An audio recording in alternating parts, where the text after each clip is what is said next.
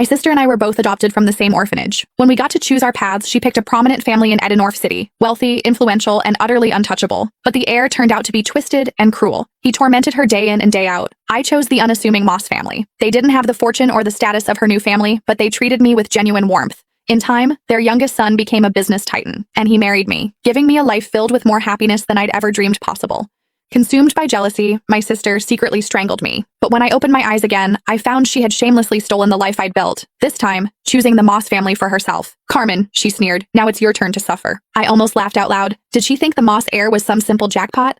I opened my eyes on the very day my sister Hazel and I were to be chosen for adoption. "I'm very obedient, and I can do all the housework. Please pick me," Hazel simpered, putting on a show of perfect innocence, as she clutched the hand of Brad Moss, the Moss family's youngest son. So, she was a reborn too. "Girl," said a refined woman, her voice cool with confusion.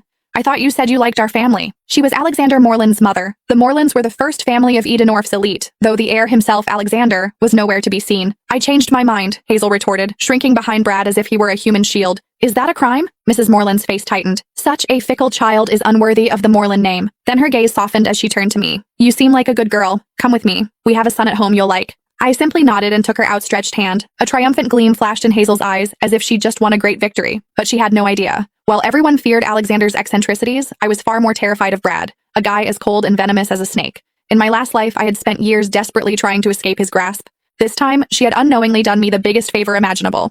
As Mrs. Moreland stepped outside to get the car, Hazel sidled up to me, her eyes full of contempt. "Enjoy your new life, Carmen," she whispered. "This time, you're the one who will suffer." I didn't even bother to reply. Her gloating was nothing more than a clown's performance. She thought she had secured a fresh start. But the joke was on her. She hadn't escaped a fire. She had just jumped headfirst into a hell far more brutal than she could ever imagine. After I arrived at the Moreland estate, Mrs. Moreland gave me a private suite and hired a small army of tutors for piano, dance, and etiquette. She was gentle but frank. "Sweetheart, I'll be honest. I adopted a daughter to find a suitable match for my son. You must apply yourself. Alexander returns from abroad in a month.